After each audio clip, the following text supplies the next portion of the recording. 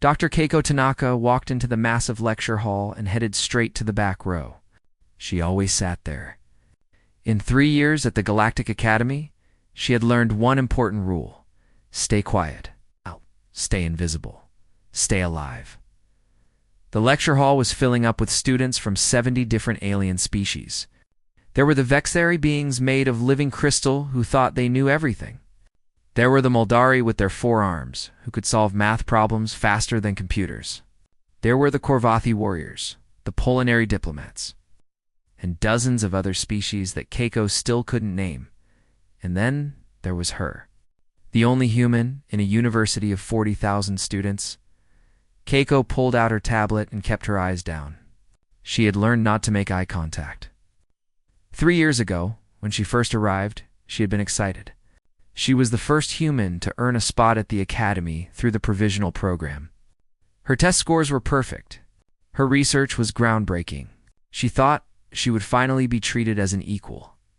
She was wrong.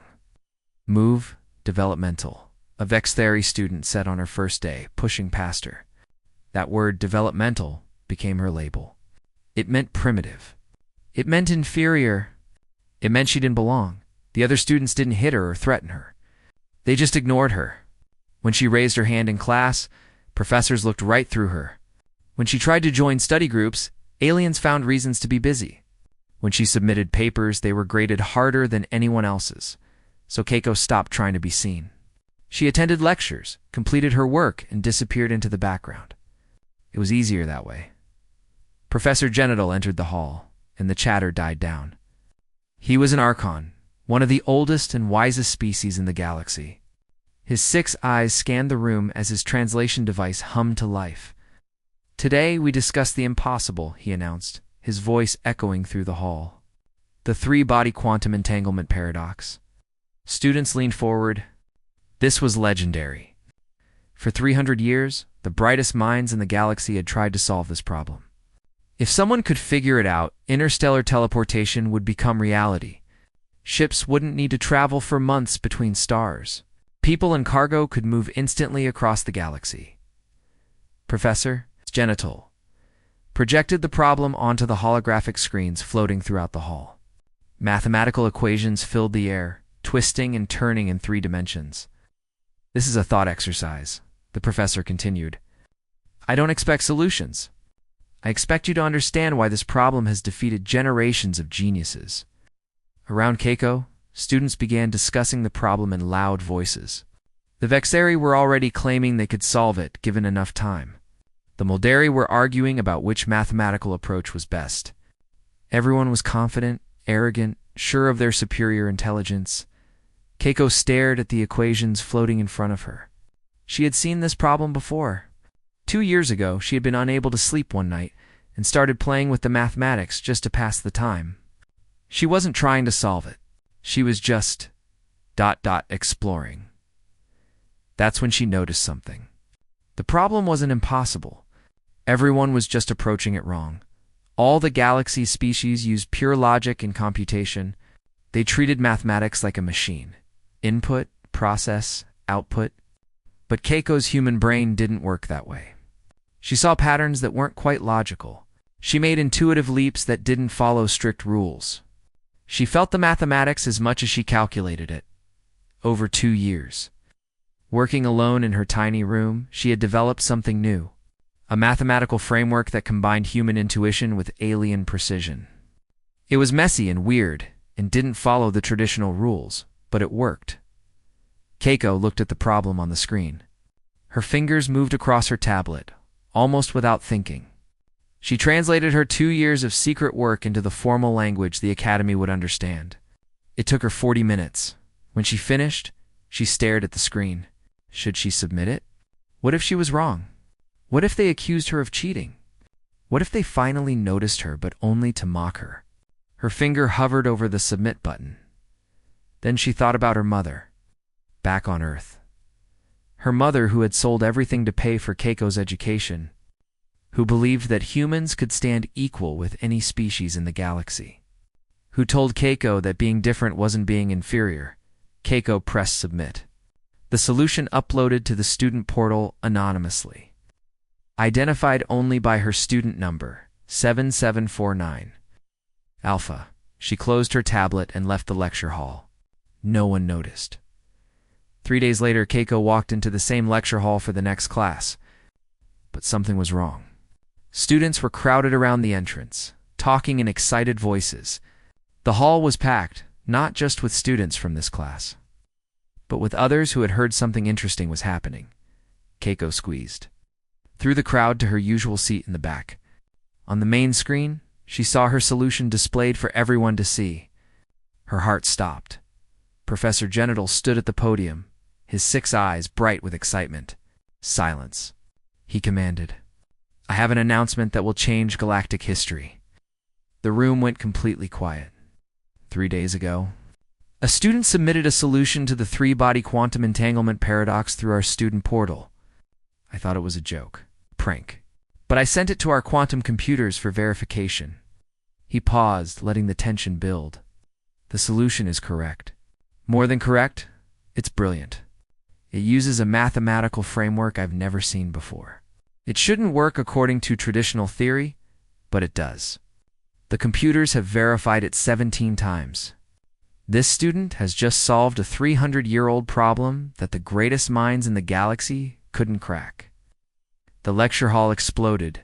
Students were shouting, arguing, demanding to know who had solved it. The Vexari were calling it impossible.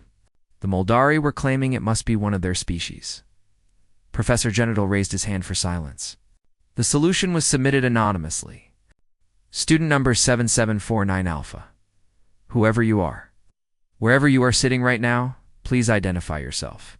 You deserve recognition. You deserve to be celebrated. Keiko felt like she couldn't breathe. Her hands were shaking.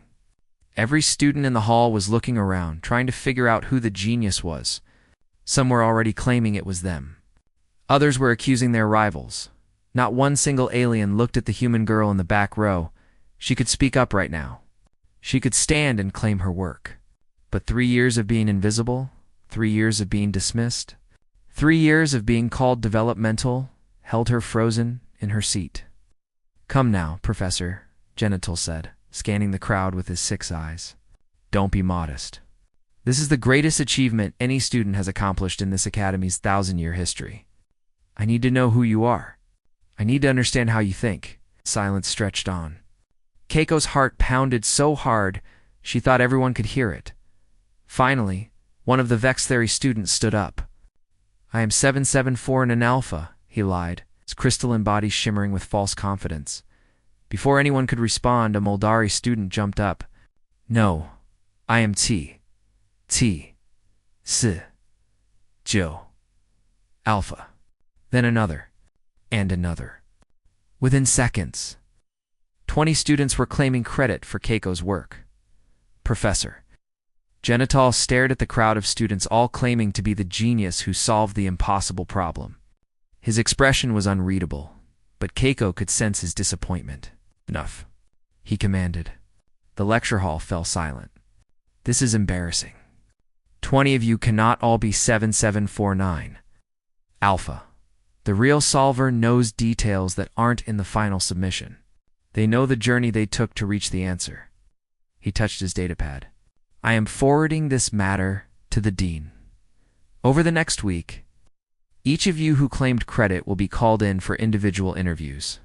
You will explain your problem-solving methodology. You will recreate your thought process. The liar will be exposed and the true genius will be honored.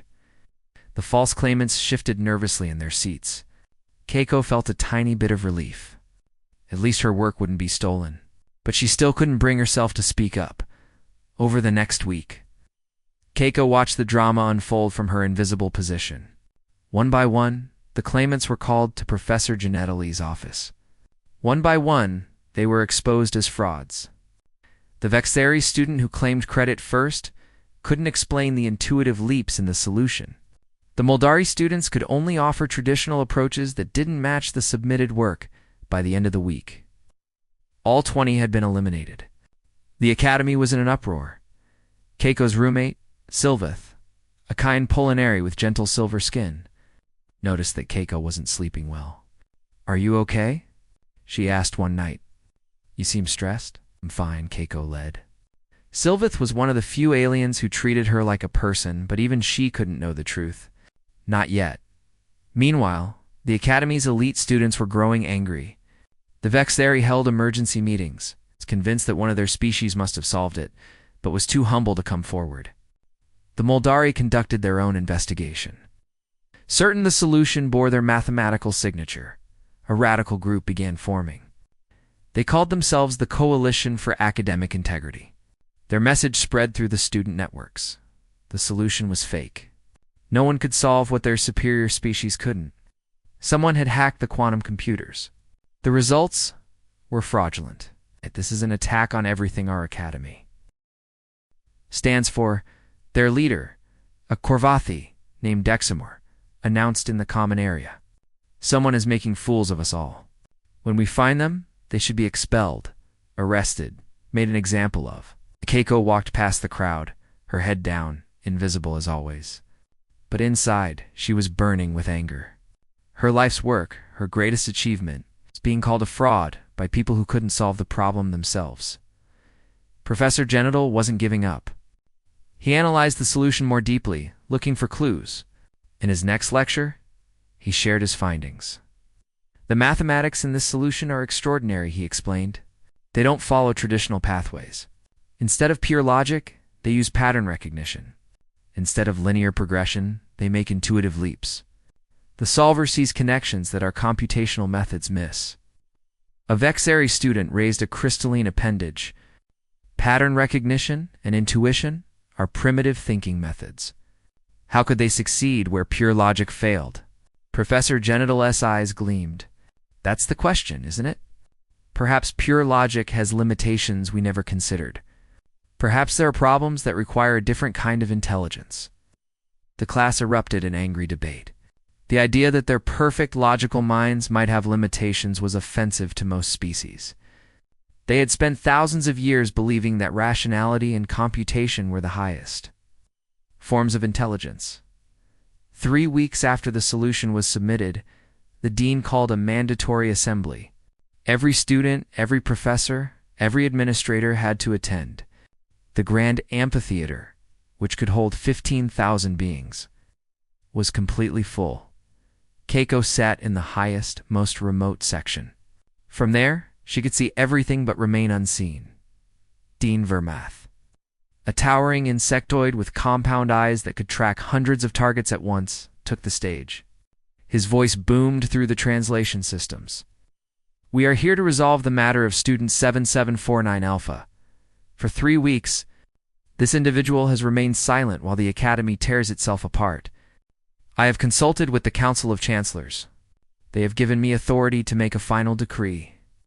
The amphitheater went completely silent. If the real solver does not identify themselves within 24 hours, we will credit this solution to unknown genius and close the investigation.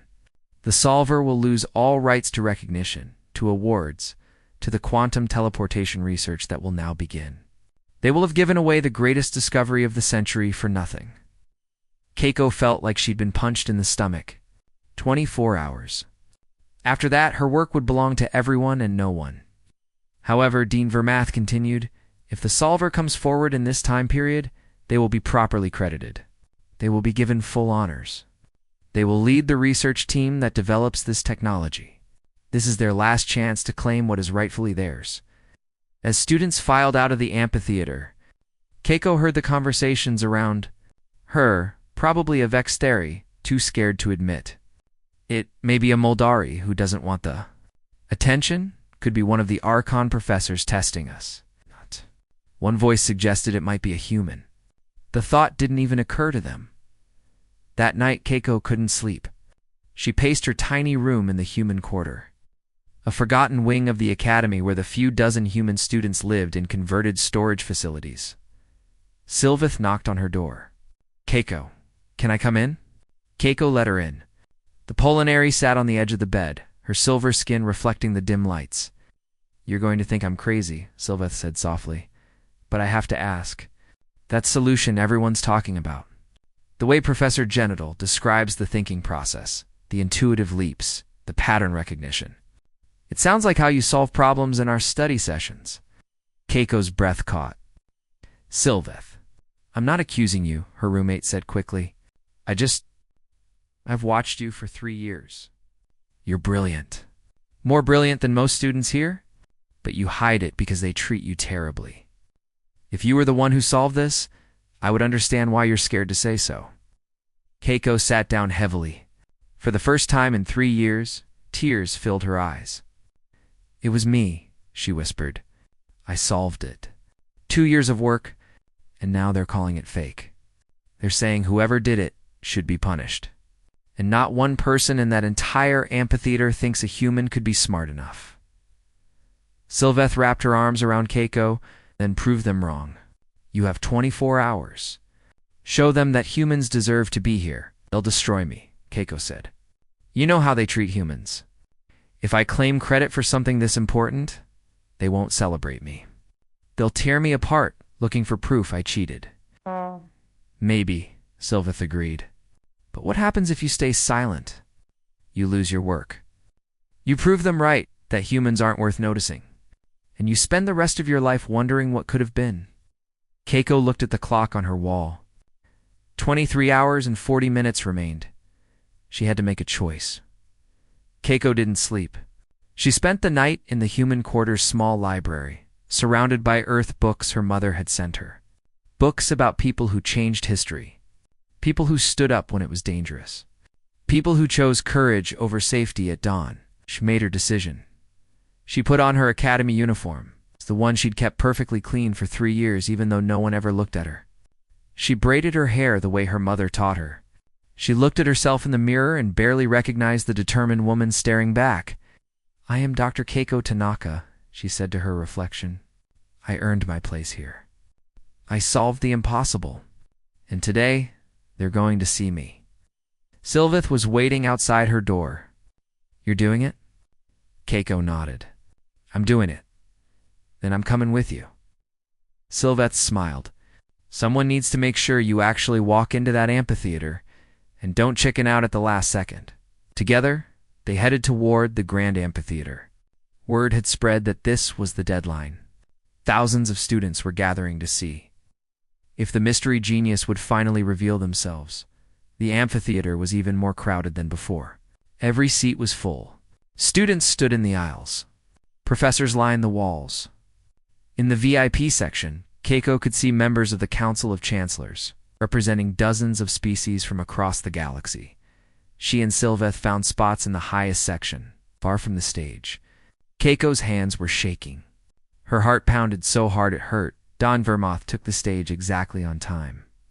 His compound eyes scanned the crowd as the translation systems activated. 24 hours have passed, he announced. We are here to close this matter. I will ask one final time. Will student 774 Nan Alpha please identify themselves? Silence. Thousands of beings waited. Keiko tried to stand, but her legs wouldn't move. 3 years of fear, of being invisible, being told she didn't belong, it all crashed down on her at once. Sylveth squeezed her hand. You can do this. Still Keiko couldn't move. Down below, the Vexari delegation began standing up to leave. A waste of time, one of them announced loudly. Clearly a hoax. Dean Vermath raised his hand to make the closing announcement. Very well, let the record show that. Wait. The word burst from Keiko's mouth before she could stop it. Every head in the amphitheater turned. Thousands of alien eyes searched for the source of the voice. Keiko stood up. Her voice came out stronger than she expected. I am 774 Nan Alpha. The amphitheater erupted in confused chatter. Beings were looking around, trying to find who had spoken. Finally, someone spotted her, a small human figure in the highest, most distant section. There. A student shouted, It's a human? The chatter turned to stunned silence, then to laughter, then to angry disbelief. A human. A Vexari chancellor shouted, Impossible. This is a joke. But Dean Vermath was staring at Keiko with his compound eyes. Come forward, student.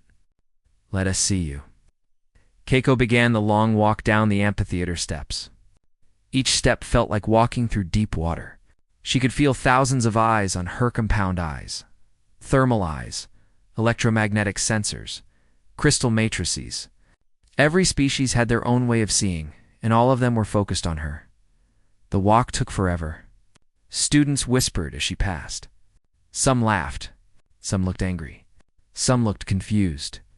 Not one looked like they believed her. Finally, she reached the stage. Up close, Dean Vermath was even more enormous. She came up to the middle of his thorax. "State your name," he commanded. "Dr. Kako Tanaka." Her voice echoed through the amphitheater. "Student number 7749 Alpha. Provisional human admission, class of 3 years ago. I solved the three-body quantum entanglement paradox." The Vexary Chancellor stood up. His crystalline body refracted light in angry patterns. "This is absurd. Humans are a developmental species. Their mathematics are primitive. Their logic is flawed. There is no possible way, then test her." Professor Janettel's voice cut through the protests. He stepped onto the stage, his 6 eyes fixed on Keiko. "If she's lying, it will be obvious. If she's telling the truth..." He paused. "If she's telling the truth, we've all been very wrong about something very important." Dean Vermath considered this. "Very well, Dr. Tanaka. You will demonstrate your solution. Here." Now in front of everyone, a holographic interface materialized in the air. It was the same type of system they used for advanced classes, a three-dimensional workspace where complex mathematics could be visualized and manipulated. Keiko stepped up to it. Her hands were still shaking, but the moment she touched the controls, something changed. This was her element. This was what she knew. "The problem," she began, her voice growing steadier, "is that everyone approaches it the wrong way." She pulled up the classical equations that had stumped scientists for 300 years. They floated in the air, rotating slowly. Every species in the galaxy uses pure computational logic. You break the problem into smaller pieces. You calculate each piece. You combine the results. This works for most problems.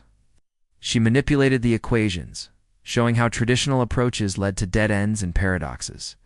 But this problem is different. It's not computational, it's relational. The 3 quantum bodies don't just interact with each other. They form a pattern. And patterns can't always be calculated.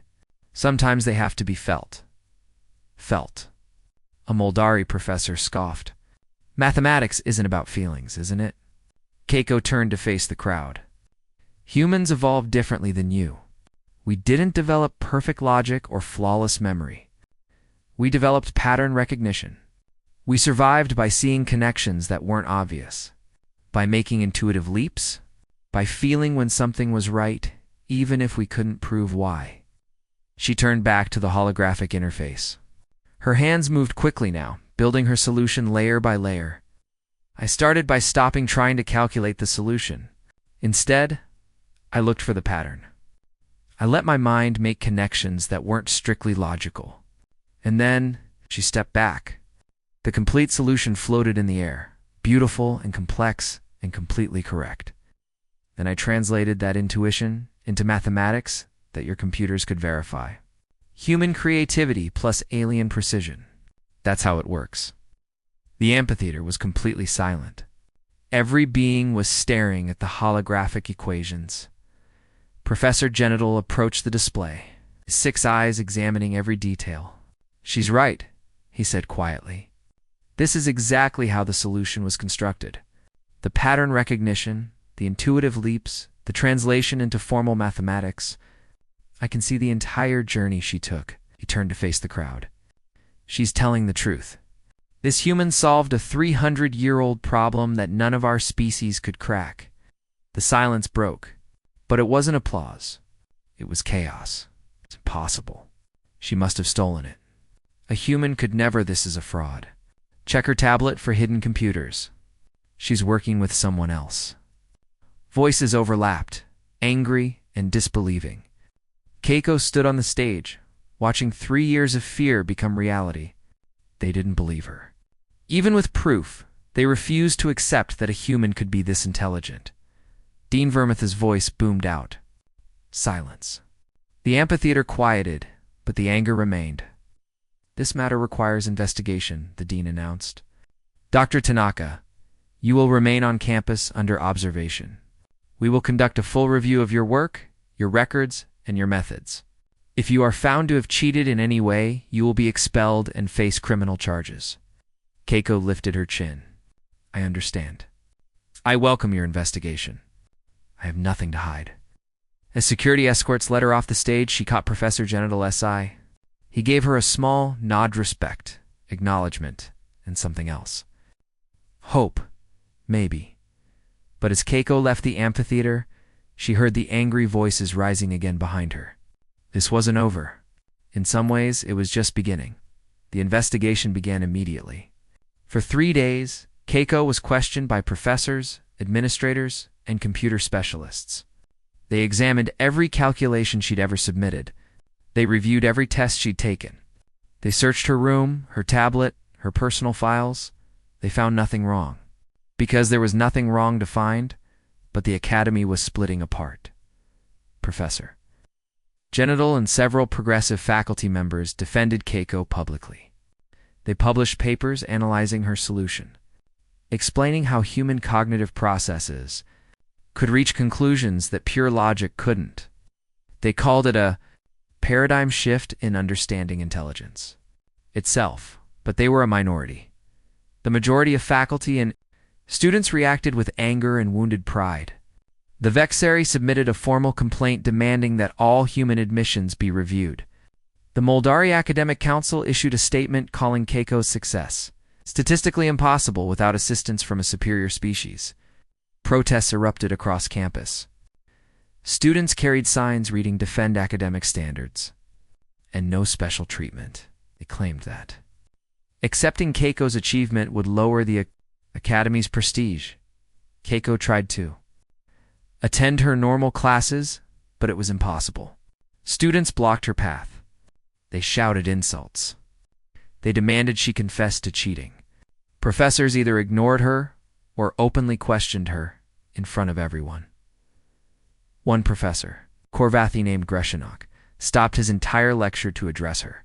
Dr. Tanaka, perhaps you can explain to the class how your primitive human brain supposedly solved what the greatest minds in the galaxy could not. Keiko stood up. Would you like me to teach the class, Professor? I can explain the mathematics right now. His warrior face twisted with rage. Get out of my classroom. She left. But she held her head high. That night, Keiko returned to her room in the human quarter to find it had been vandalized. Her tablet was smashed. Her papers were torn and scattered. Someone had written fraud across her wall in chemical paint that burned the surface. Sylveth found her sitting in the wreckage. Not crying, just staring. I'm calling security, Sylveth said. Furious they won't care, Keiko replied quietly. They think I deserve this. But Sylveth called anyway. The security officer who responded was a Vexari. He looked at the damage and shrugged. Looks like an accident. Maybe you should be more careful with your belongings. This was clearly vandalism. Sylveth protested. Can you prove it? Do you have witnesses? The officer's crystalline body gleamed with barely concealed amusement. Without evidence, there's nothing I can do. After he left, Sylveth helped Keiko clean up. They worked in silence for a while. Then Sylveth asked, Are you going to quit? No, Keiko said immediately. That's what they want. They want me to run away so they can pretend this never happened. So they can go back to believing humans are inferior. She picked up a torn paper, her original handwritten notes for the solution. I won't give them that satisfaction. The next morning, Keiko was walking to the library when 3 Korvathi students surrounded her. They were warriors from a species that valued strength and honor. They were also twice her size. Human, their leader, Deximer, growled. You have disgraced this academy. You have stolen credit that belongs to a superior species. This is an act of war against galactic order. Keiko's heart pounded, but she kept her voice steady. I stole nothing. I solved a problem. If that threatens your sense of superiority, perhaps you should examine why. Deximer's hand moved toward her, but suddenly Sylveth was there, stepping between them. Then other students appeared, a Polinary history major, a Zelenary musician, a Frelti engineer. Not many, but enough. Leave her alone, Silva said firmly. She's done nothing wrong except be smarter than you. The Corvathi glared but backed off. They wouldn't risk a public fight with witnesses. As the warriors left, one of them called back, "This isn't over, human." That afternoon, Dean Vermoth summoned Keiko to his office. She expected more accusations, more investigation. Instead, she found something different. "Dr. Tanaka," the dean said, his compound eyes unreadable, "I have completed my investigation. Every test, every calculation, every record has been examined. The conclusion is undeniable. You solved the three-body quantum entanglement paradox through your own intellect and effort. There is no evidence of cheating, theft, or assistance." Keiko felt relief wash over her. "Thank you, Dean. Don't thank me yet." He leaned forward. "Dr. Tanaka, you have created an enormous problem. Half the Academy wants to celebrate you. Half wants to expel you. Both sides are threatening to withdraw funding, leave the institution, or worse. I have been ordered by the Council of Chancellors to find a solution that preserves order." "A solution?" Keiko asked warily. "I can offer you a deal. Withdraw from the Academy voluntarily. Accept a generous research position on your home world. We will credit you with the solution, but note that human cognition requires different developmental environments to flourish. Everyone saves face. The conflict ends." Keiko stared at him. "You want me to leave because my success embarrasses you? I want you to leave because I cannot guarantee your safety," Dean Vermoth corrected. "And because your presence here threatens to tear apart an institution that has educated the galaxy's brightest minds for 1,000 years. "No," Keiko said simply. "No. No, Dean. I earned my place here. I will not leave because small-minded bigots can't handle being challenged. If the Academy tears apart, it's because it was built on the false belief that some species are inherently superior to others. Maybe it needs to be rebuilt." Dean Vermoth regarded her with what might have been respect. "You're either very brave or very foolish." "I'm a human," Keiko replied. "We're both." As she left the dean's office, Keiko expected to feel scared. Instead, she felt energized. She'd stood up to threats, vandalism, and pressure from the highest authority at the Academy. She was still here, still standing, but when she reached the human quarter, she found something unexpected. A crowd of humans was waiting, all 37. Human students and researchers currently at the Academy. A young man stepped forward. Marcus Chen, a medical student she'd only met once. "Dr. Tanaka, we've been watching what you're going through, and we realized something. We're all hiding too." Another human, Dr. Amara Okafor, joined him. "I've been developing a breakthrough in regenerative therapy, but I never published it because I was afraid of the reaction." "I cracked an ancient alien language code," said another, a linguistics student. "Took me 2 years, but I kept quiet." One by one, every human in the group shared their secret achievements. Breakthroughs in art, medicine, engineering, mathematics. Work that would have been celebrated if done by any other species. Work they'd hidden because they were afraid. "We're done hiding," Marcus said. "If you can stand up to them, so can we." "We're all coming forward together." Keiko felt tears in her eyes. For 3 years, she'd thought she was alone. But she wasn't. She'd never been alone. "Then we do this together," she said. "We show them that humanity doesn't just deserve a place in the galaxy. We show them that the galaxy needs us." That evening, Professor Genital came to the human quarter, shocking breach of protocol. No senior faculty member had ever visited this section of campus. He found Keiko in the common room, surrounded by her fellow humans, all planning how to reveal their work. "Dr. Tanaka," he said quietly, "may I speak with you privately?" They walked to an observation deck overlooking the campus. The alien architecture glowed in the evening light, beautiful and cold. "I've been studying your species since you first arrived at the Academy," Professor Genital began. "Do you know what I realized? Every other species in the galaxy evolved for perfection. Perfect logic. Perfect memory. Perfect calculation. We optimized ourselves for efficiency." He turned to look at her. but humans evolved for chaos.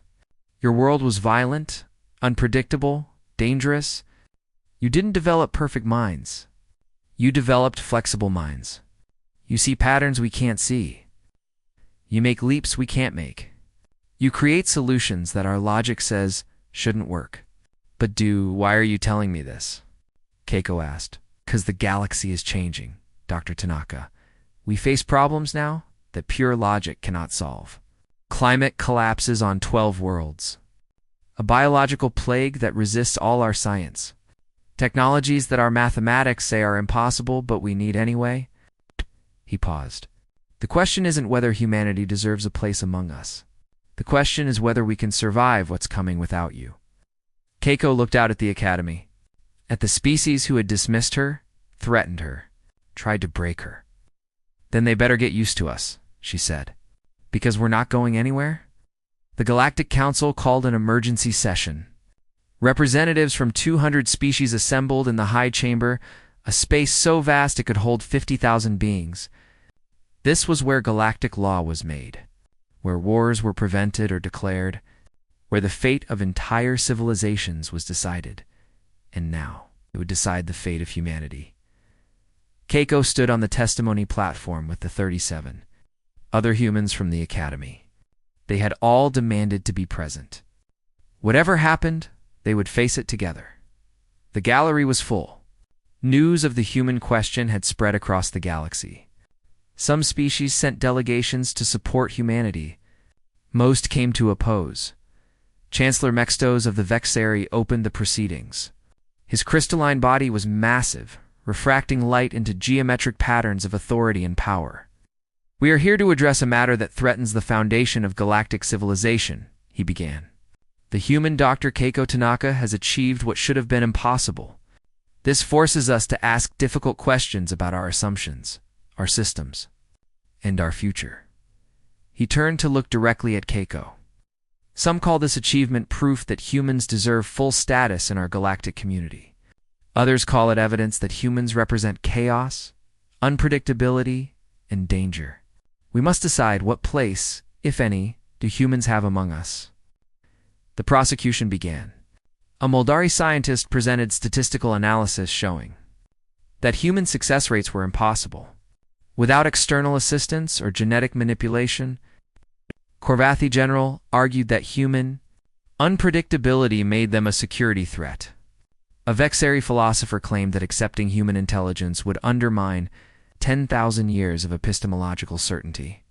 For 6 hours, species after species explained why humans were dangerous, primitive, or impossible to integrate. Keiko listened to them call her achievement a fluke. They called human thinking chaotic and unreliable. They called humanity itself a mistake that should be corrected. Finally, Chancellor Mextos turned to her. Dr. Tanaka, do you have anything to say in your defense? Keiko stood. Every eye in the chamber focused on her. She was the smallest being in the room by far. Yes, Chancellor. I have a proposal. A proposal? He seemed surprised. You want to know if humans belong in your civilization? You want to know if we're valuable or dangerous? Words won't convince you. Statistics won't convince you. So let me propose a test. She pulled up a holographic display. You have 7 major unsolved problems that have resisted your science for centuries. I know because Professor Genital shared them with me.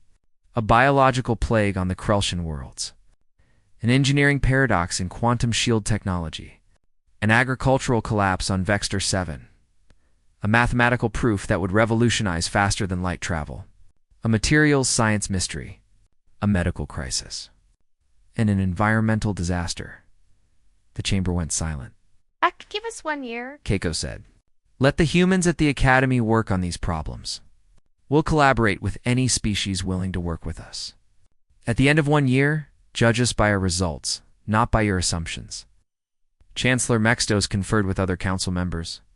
You believe you can solve problems that have defeated our greatest minds? I believe we can bring a different perspective that might lead to breakthroughs. I can't promise we'll solve everything, but I promise we'll try with everything we have. A long silence followed. Then a Zelenary representative stood. I support this proposal. My species has always valued different perspectives. Let the humans prove their worth through action. A Polonary delegate rose. My species also supports this. The human Keiko Tanaka has already proven exceptional. Let us see what humanity as a whole can achieve. One by one, more species added their support. Not the majority, but enough. Chancellor Mextos raised his crystalline hand. Very well. The Council grants humanity provisional status. You have 1 year to demonstrate your value. If you succeed, humanity will be welcomed as equals. If you fail... He didn't need to finish the sentence. As the humans left the high chamber, they were met by something unexpected. A long line of alien students, researchers, and faculty was waiting outside. At the front stood Sylveth, Marcus Chin's Moldari study partner, Deximer, the Korvathi warrior who had once threatened Keiko, and dozens of others. Sylveth spoke first. You showed us that intelligence isn't one path. Some of us want to learn to see the way you see. Will you teach us? Deximer stepped forward, and Keiko tensed. But he lowered his head in the Korvathi gesture of respect. I was wrong about you. About humans. I let pride blind me to truth. If you will accept my apology, I would be honored to fight alongside you, not against you. Keiko looked at the crowd of alien species who had ignored her, dismissed her, or actively opposed her now, asking to work with humanity. She felt tears in her eyes, but she smiled. Let's work together. The next 6 months were the hardest of Keiko's life. She led teams of mixed species, blending human intuition with alien precision. The work was exhausting, the pressure enormous, but slowly. Results came. Marcus Chen and a team of Vexeri. Doctors solved the biological plague by approaching it not as a medical problem, but as an evolutionary pattern problem. They didn't try to kill the disease, they made it unnecessary.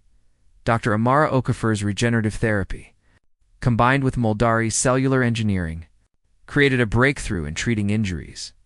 That had been considered permanent. A human artist, working with Zelenary mathematicians, discovered that her 4-dimensional sculptures actually represented valid geometric proofs, opening new pathways in spatial mathematics. The quantum shield problem fell to a mixed team that combined human creative thinking with Korvathi materials expertise. By the 8-month mark, 5 of the 7 problems were solved or showing major progress. The galaxy was watching. News feeds across hundreds of worlds followed the human teams. The narrative was changing. No longer can humans compete, but what else can humans teach us? 1 year to the day after Keiko's testimony, the Galactic Council reconvened. The High Chamber was even more crowded than before. Chancellor Mextos stood. His crystalline body's light patterns were different, now less hostile, more contemplative. 1 year ago, we questioned whether humans deserved a place among us. Today, we have our answer. He gestured to the holographic displays showing the solved problems. The research breakthroughs, the collaborative successes. The humans have not only met our challenge, they have exceeded it. More than that, they have shown us something we had forgotten. Intelligence is not a single path. Perfection is not the only virtue.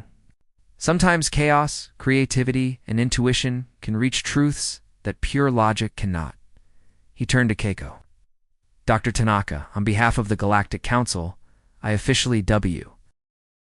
Welcome humanity as full members of our civilization. Your provisional status is ended. You are equals. The chamber erupted in applause, not universal, but overwhelming. Hundreds of species acknowledging what one human had proven, that different didn't mean inferior. But Chancellor Mextos wasn't finished. However, humanity has given us a greater gift than solutions to problems. You have given us a new way of seeing. Therefore, the Council has decided to establish the Institute for Collaborative Intelligence, where beings from all species will study how different forms of thinking can work together. Dr. Tanaka, we would be honored if you would serve as the Institute's first director. Keiko stood on the platform, looking out at the vast chamber of alien species, and thought about the small girl in the back row who tried so hard to be invisible. I accept, she said.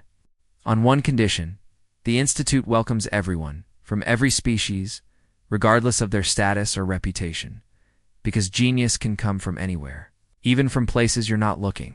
6 months later, Keiko stood in a familiar lecture hall, but everything was different. She was at the podium now. The room was full of students, humans, Vexari, Moldari, Corvathi, and dozens of other species, all sitting together in the back row. She saw a young human student nervously taking notes, trying not to be noticed. After class, Keiko approached her. "What's your name?" The student looked up, startled. Sarah Lou. First year." "Yes, ma'am. I'm just trying to keep my head down, not cause any trouble." Keiko smiled. "Sarah, let me tell you something. I wish someone had told me 3 years ago. You don't have to hide. You don't have to make yourself small. You earned your place here. Be brilliant. Be loud if you want. Be yourself." Sarah's eyes widened. "But what if they don't accept me?" "Then you change their minds," Keiko said. "The way someone changed mine? Come on, I'll introduce you to my research team. We're working on something impossible, and we could use a fresh perspective." As they walked through the campus together, Keiko noticed something that would have been impossible 3 years ago. Humans and aliens walked side by side, talking, laughing, debating. In study groups, in cafeterias, in labs and lecture halls, species were mixing in ways they never had before. A new student arrived at the grand amphitheater for orientation. She looked nervous, uncertain, out of place among beings so different from herself.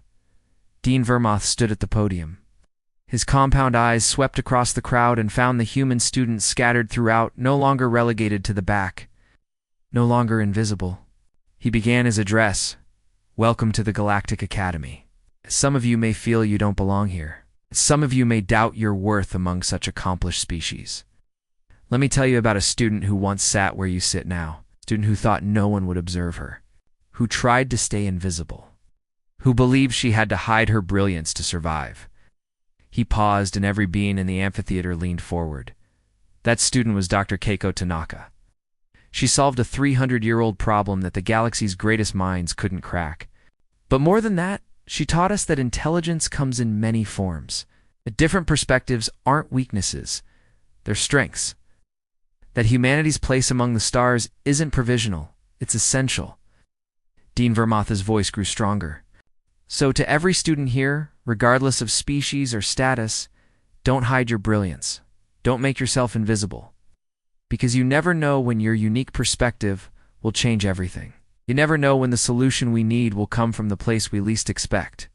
In the audience, young Sarah Lou sat up straighter. Round her human students she'd never met smiled at her with understanding and solidarity.